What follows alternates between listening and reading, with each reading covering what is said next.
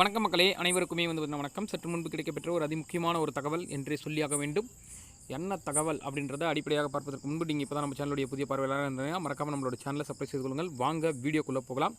அதாவது 2021 திமுக என்ன தான் ஒரு வெற்றியை பதிவு செஞ்சாலும் கொங்குல அவங்க வாங்கின அடி மறக்க முடியாத மரண அடி அப்படின்னு சொல்லலாம்.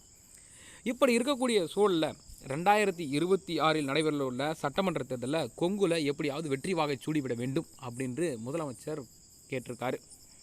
இதற்காக பிரத்யேகமாக பார்த்தீங்கன்னா நம்முடைய உதயநிதி ஸ்டாலின் அவர்களை களம் இறக்கியிருக்காங்க. 2021 சட்டமன்ற தேர்தலில் மு.க. ஸ்டாலின் தலைமையிலான ஆட்சி பிடித்தாலும் கொங்குல 67 தொகுதி இருந்துச்சு.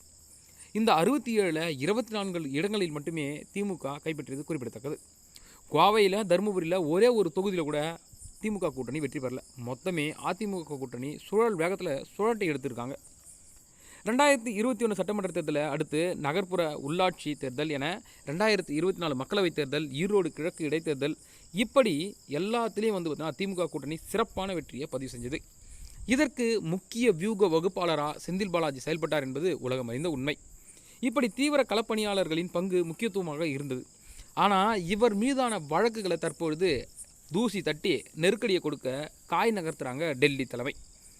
இப்படி சமீபத்தில் கூட உச்சநீதிமன்றத்தோட எச்சரிக்கையால் தான் செந்தில் பாலாஜியோட பதவி பறிக்கப்பட்டது என்பதெல்லாம் ஊரறிந்த உலகமறிந்த உண்மை.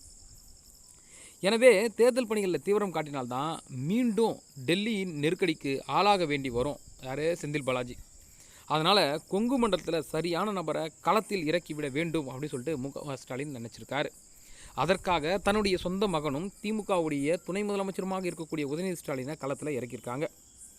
இந்த நிலையில தான் கொங்கு மண்டலத்தின் பொறுப்பாளராக நியமிக்கப்பட்டுள்ள நம்முடைய கழகத்தின் பட்டளத்து இளவரசர் என்று அனைவராலும் செல்லமாக அழைக்கக்கூடிய உதயநிதி ஸ்டாலின் அவர்கள் அங்குள்ள உட்கட்சி பூசலை தீர்க்கக்கூடிய நடவடிக்கைகளை எடுக்க வேண்டும் என கட்சி மேலிடம் தகவலை கொடுத்துருக்காங்க.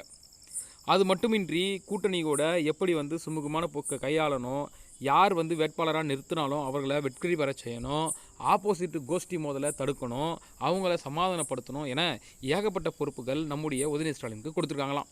இதை எப்படி உதயநிதி ஸ்டாலின் கையாள போகிறாரு, எவ்வளவு தொகுதிகளில் வெற்றி வகை சூட போகிறார் என்பதெல்லாம் பொறுத்து இருந்து தான் பார்க்கணும்.